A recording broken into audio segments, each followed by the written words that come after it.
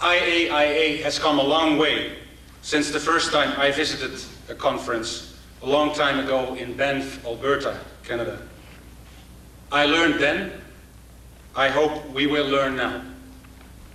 Wishing you a good conference, it is my honor to invite here your president, Mr. Elvis Howe from Hong Kong, for his welcome address. Thank you.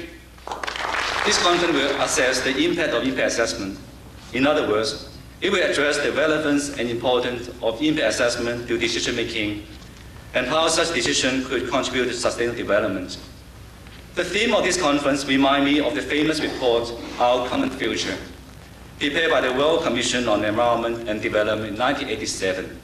In that report, the World Commission said, and I quote, "The common theme about this strategy for sustainable development is the need to integrate economic and ecological considerations in decision making. They are, after all, integrated in the workings in the real world. This will require a change in attitudes and objectives and institutional arrangement at every level," unquote. It is this theme of integration and this process of change that brings us all together here. Proper application of impact assessment processes can and should facilitate such a change in attitudes, objectives, and institutional arrangement. My heartfelt congratulations and my own deep gratitude to Mr. Prawn for his friendship, leadership, and support over the years, and the inspiration I and so many others have received from your enlightened vision of a better world and example you have set in progressing towards its realization.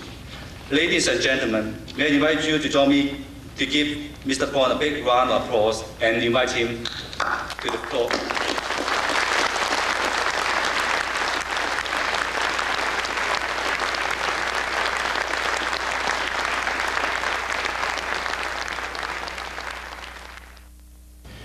You know that the climate conference in The Hague just failed, but in this particular room, decision makers came together, ministers from all countries, in order to take the decision after they had met many times in this particular room to try to find a common base, where they took the decision, we continue our work and we are committing ourselves to agreeing in the next meeting, and that's not going to take place in another year, no, in a couple of months. And that was Bonn.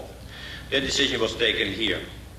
It was a major decision because though we failed, just at the very end, everybody came to the conclusion that it is extremely necessary to bring together development and environment. And there is one particular issue which indeed is marrying development and environment, that's climate. Climate is something with regard to the future of all countries. And of course it is affecting some countries in a different manner than other countries. And climate change is due to some specific decisions in some countries which are different than those in other countries. But you have to do things together, otherwise you are risking each other's life and you are risking the life of the yet unborn generations also within your own country.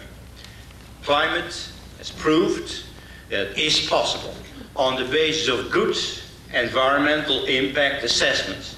And the climate panel, which we did institutionalize 10 years ago as a result of the Rio conference in 1992, is a remarkable example of institutionalizing environmental and development impact assessments of specific policy options.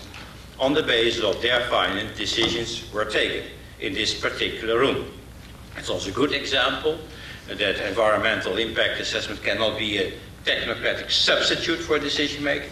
It remains finally a political issue to take decisions as politicians in a responsible manner, but you do so on the basis of a rational knowledge of specific possible consequences of specific policy options.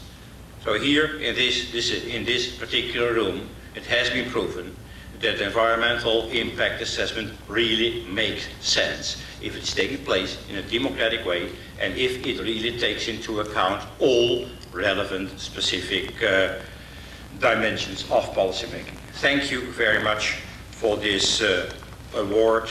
I will cherish it. Thank you.